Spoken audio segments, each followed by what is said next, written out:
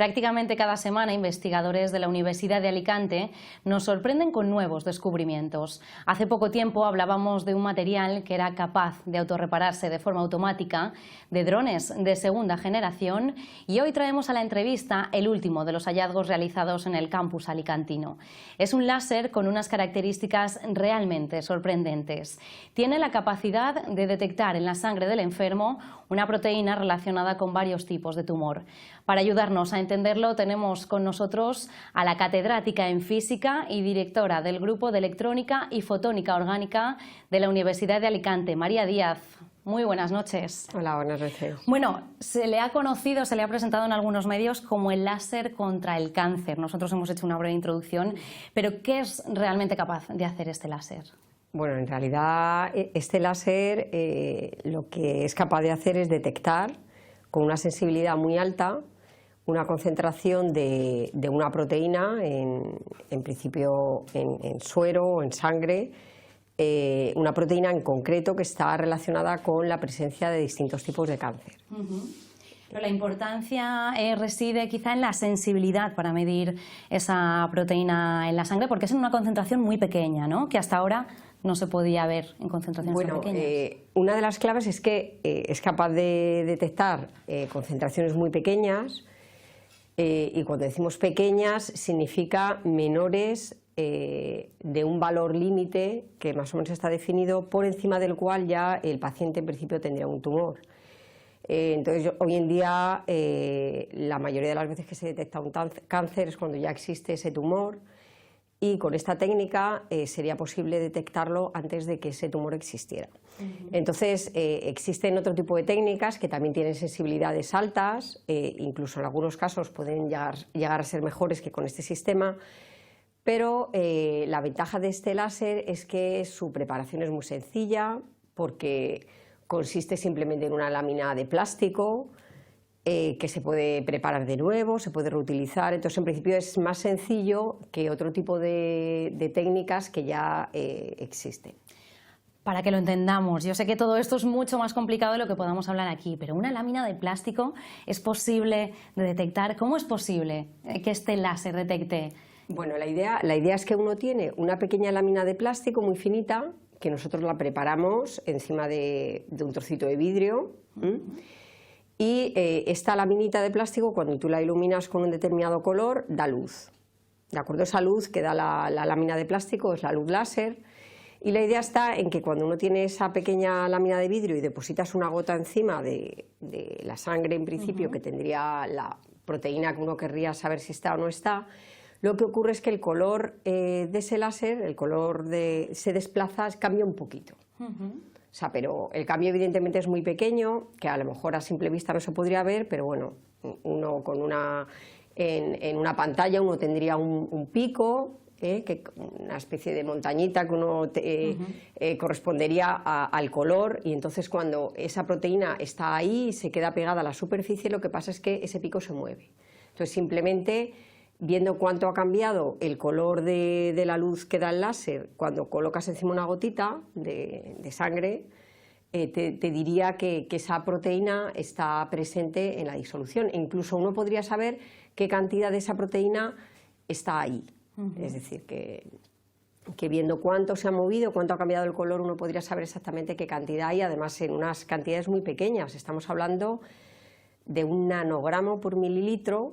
Y bueno, un nanogramo es una cantidad muy pequeña, es como 0,9 ceros y un 1 de 1 gramo. Es decir, un poco para que se entienda un poco de qué cantidades estamos hablando. Con solo una gota de sangre se podría ver. Sí. ¿A qué tipo de personas puede beneficiar este láser? Bueno, en principio yo pienso que, bueno, obviamente este tipo de descubrimiento, o sea, este descubrimiento yo creo que sería aplicable pues a personas que tuvieran cánceres de los tipos en los cuales esta proteína que hemos detectado, que se llama, bueno, técnicamente se llama ERBB2, tuvieran ese tipo de cáncer. Por ejemplo, hay distintos tipos de cáncer de ovario, algún tipo de cáncer de mama, en que esta proteína cuando ese cáncer está, aparece. Quizá para quien tenga antecedentes, para descartarlo. Sí, evidentemente sería una técnica a nivel preventivo. Es decir, que uno podría, pues igual que uno va a hacerse un análisis para ver un poco, pues una analítica regular en la que te ven la cantidad de glóbulos rojos, glóbulos blancos, o si tienes colesterol, pues que te pudieran ver si pudieras tener algún tipo de cáncer. ¿Lo han probado ya con algún paciente real? No. O sea, ¿Y cuándo llegará esto? Bueno, ojalá llegue pronto. Porque nosotros siempre tenemos mucha prisa para claro, estas cosas. O sea, evidentemente esta demostración que nosotros hemos hecho ha sido una primera demostración a escala de laboratorio en la que en realidad no hemos utilizado sangre para hacer el experimento, o sea, teníamos la proteína disuelta en agua, porque evidentemente para hacer experimentos que impliquen el uso de sangre o plasma es necesario, bueno, pues en principio no es tan sencillo, quiero decir, ya tienes que tener acuerdos, tienes que tener, en fin, pero bueno, sería el siguiente paso, obviamente. Para poder pensar que esto llegara a ser una realidad, una de las cosas que todavía sería necesario sería mejorar un poquito más todavía el láser para que funcionara mejor.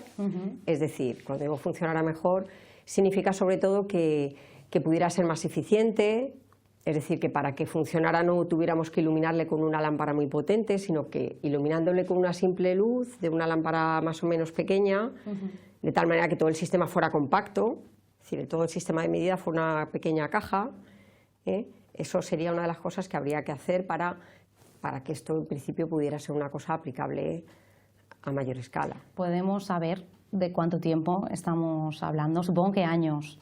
Bueno, eso es un poco difícil de saber, pero yo creo que ahí es clave el que, en primer lugar, haya una colaboración, o sea, haya un interés por parte de expertos en el tema médico, porque nosotros somos físicos y obviamente nuestro mayor papel en este trabajo ha sido el desarrollo del dispositivo.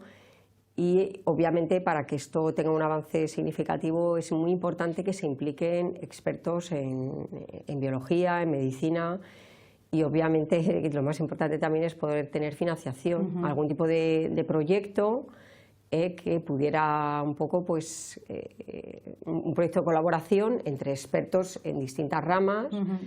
Y que, bueno, pues que permitiera seguir investigando y seguir mejorando aquellos aspectos que todavía lo necesitan. Hasta el momento sí que cuentan con apoyo del Gobierno en la financiación, según tengo entendido. Sí, obviamente, es decir, el proyecto que ha financiado este trabajo, bueno, es un proyecto del Plan Nacional bueno, financiado por el Ministerio de Economía y Competitividad en estos momentos. Y bueno, ha sido un proyecto coordinado entre un centro del País Vasco, el Centro Tecniker y nosotros. Y bueno, hasta ahora pues sí hemos recibido financiación y obviamente pues esto ha sido posible gracias a eso. Pero hace falta más, ¿verdad?, para seguir trabajando. Claro. ¿Y la Universidad de Alicante cómo se está portando? No, la Universidad de Alicante muy bien. Yo desde luego, desde que he llegado a la Universidad de Alicante siempre he recibido mucho apoyo por parte de la universidad, siempre me ha dado muchísimas facilidades para cualquier cosa que hemos querido iniciar y bueno, pues yo entiendo que dentro de sus posibilidades económicas, pues bueno, pues entiendo que hace lo que puede, pero sí que hemos recibido bastante apoyo. ¿Se ha interesado ya alguien por este láser? Decía que faltaba también la colaboración de expertos en esta materia. ¿Han recibido ya alguna llamada de eso me interesa? Bueno, de momento lo que hemos hecho ha sido enviar el trabajo al Hospital General de Alicante, porque uno de los colaboradores del grupo tiene allí conocidos y bueno, eso ha sido como un primer paso y bueno, pues ofrecernos a ir a hablar con ellos y explicarles en detalle, pues, o sea, más en detalle en qué consiste el experimento, qué consiste el dispositivo, porque claro, el artículo científico donde esto se ha publicado quizás es excesivamente técnico y a lo mejor pues un médico lo lee y no puede ser que no llegue a entender completamente todos los detalles. Entonces, bueno, pues nosotros nos hemos ofrecido a a conversar con ellos y bueno, estamos un poco a la espera de que ellos contacten con nosotros y bueno, desde luego estaríamos muy contentos de que esto ocurra y de poder solicitar algún proyecto de colaboración y bueno, y que esto continúe, porque desde luego yo creo que bueno, pues que es muy interesante y tiene muchas perspectivas de futuro. ¿Quién utilizaría este láser? Porque como decía, ustedes son físicos, todos los que trabajan en el laboratorio. Sí. ¿Se pondría a disposición del equipo médico una vez que ya esté preparado? ¿Podrían utilizarlo médicos o quién se encargaría de hacer esas pruebas? Yo entiendo que sí.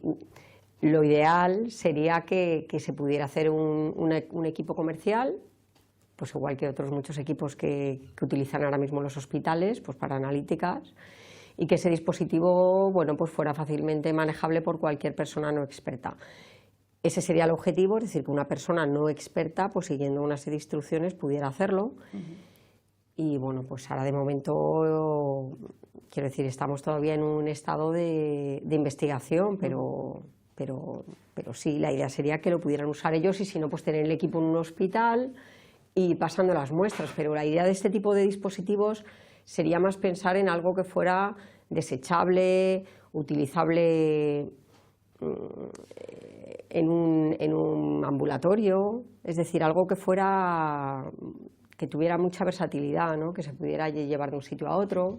Y de un uso más fácil que el que tiene ahora mismo, porque claro, todos los aparatos que tienen allí para controlarlo en un hospital, alguien que no es experto, sería complicado, ¿no? Claro, sí, pero bueno, quiero decir, eso yo creo que es importante que quede claro que el tipo de investigación que nosotros hacemos es para intentar entender los fenómenos, mejorar el dispositivo y luego el siguiente paso precisa que se impliquen ingenieros y personas un poco que lleven ese sistema a algo que se pueda vender. Es decir, el hacerlo luego más pequeño, más compacto, eso ya no es tanto una cuestión de innovación científica, sino más una cuestión quizá de ingeniería o más técnica. Entonces, bueno, pues eso también se podría hacer, pero quizá no sería nuestro papel, sino expertos en eso.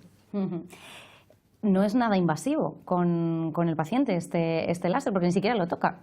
No, esto simplemente es sangre. Sí, es simplemente hacerle un análisis y colocar esa gota encima de este dispositivo, que es pequeñito, tiene un par de centímetros por un par de centímetros, y bueno, y ver el resultado. ¿El precio que puede llegar a tener este láser, se han hecho una idea, han hecho algún tipo de cálculo? No hemos hecho cálculos, pero a priori lo que sería el sistema para iluminar el láser, ese sería fijo, pero luego la idea es que estas pequeñas láminas de las que estaba hablando serían reutilizables, es decir, son láminas de plástico que uno las deposita por técnicas pues, que se llaman técnicas de impresión, como las que uno puede utilizar, por ejemplo, para imprimir un periódico. Uno tiene una tinta y luego pues, vas con una prensa y lo imprimes. Entonces, un poco esa es la idea. Entonces, lo que hay que pensar es que este tipo de dispositivos están pensados precisamente para que sean desechables, o si no desechables, pues se pueden usar una o dos veces y luego pues se cambia y se hace otra. Y eso sería barato porque el coste del material es barato y la técnica por la que se prepara es barato. Aunque luego el resto, es decir, el resto a lo mejor de la caja donde va ubicado el láser, que sería una pequeña lámpara para iluminarlo, un pequeño detector, eso sería siempre el mismo, eso no cambiaría y simplemente habría que reemplazar esa pequeña laminita con el plástico, que es realmente la que detecta la luz y la que detecta, perdón, sobre la que se coloca la sangre y sería la que daría la luz. Además, tiene otras aplicaciones este láser. ¿Cuáles son las que no tienen que ver con el ámbito médico? Sí, bueno, los láseres, nosotros somos un grupo que llevamos bastantes años investigando en láseres, llamamos láseres orgánicos, que en realidad significa láseres hechos de plástico, es decir, que el material que da la luz es un plástico.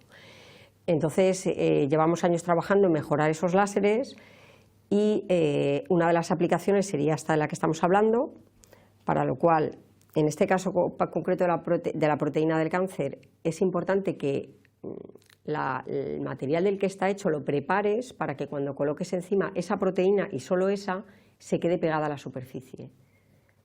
Es decir, lo importante es que si tú echas una gota de sangre, no cualquier proteína, que podría no ser la que tú quieres medir, sino solo esa se quede ahí pegada a la superficie. Y para eso hemos tenido que modificar un poco la superficie del material. Entonces, para otro tipo de aplicaciones, en las que usamos estos láseres, no haría falta hacer eso. Y otros ámbitos en los que se podrían utilizar son, por ejemplo, como fuentes de luz para distintos equipos de medida. Es decir, siempre que uno necesite tener un haz de luz que sea láser y que emita luz de distintos colores dentro del visible, dentro de la luz que podemos ver, uno podría querer tener un láser de este tipo. Por ejemplo, pues en medicina para quitar manchas de la piel o para depilación a veces se utilizan láseres y en muchos casos esos láseres que de hecho se utilizan son láseres orgánicos. Lo que pasa es que el material está en disolución, es como un líquido y esos equipos se venden. Es decir, lo que pasa es que son unas máquinas muy grandes y son un poco difíciles de manejar y el conseguir este tipo de dispositivos supondría simplificar muchísimo el sistema y hacerlo mucho más, poderlo desplazar de un sitio a otro. Y eso es una de las aplicaciones. Otra de las aplicaciones en las que estos láseres se podrían utilizar, en las que nosotros no estamos trabajando, pero hay otros grupos en el mundo que sí, es para detectar vapores de explosivos. Esta aplicación también es bastante importante y ha habido bastante financiación por parte de la Unión Europea, porque la idea es que si haces este láser con un material adecuado, es decir, no cualquier plástico sirve, solo algunos, lo que ocurre es que cuando hay un vapor de TNT, de un explosivo, lo que ocurre es que el material lo absorbe de alguna manera y en este caso no cambia el color, como pasaba en estos dispositivos, sino que lo que pasa es que la intensidad de la luz decae. Es decir, si tú ves una luz muy brillante, de repente, si hay ese vapor de explosivo, lo que ocurre es que disminuye mucho la intensidad o incluso podría apagarse.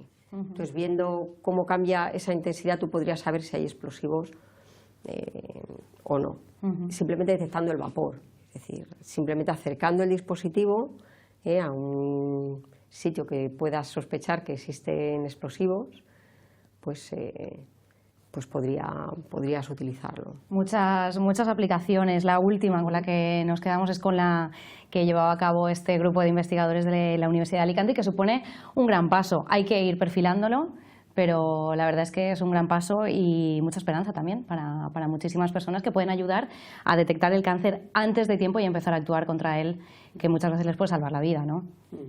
Sí, desde luego, yo creo que para un científico, al margen de los avances que puedas conseguir en lo que haces, es muy bonito y es desde luego algo que satisface mucho el poder hacer algo que tenga una repercusión importante a nivel social. Y desde luego esto es un ejemplo porque el cáncer es una enfermedad que desgraciadamente pues afecta a muchas personas hoy en día, y si nosotros pudiéramos aportar nuestro granito de arena a que ese problema se resuelva, pues estaríamos muy contentos. Ya lo están haciendo, haciendo. María Díaz, responsable del grupo de electrónica y fotónica orgánica de la Universidad de Alicante. Enhorabuena por el proyecto y muchísimas gracias por haber venido esta noche. Gracias a vosotros.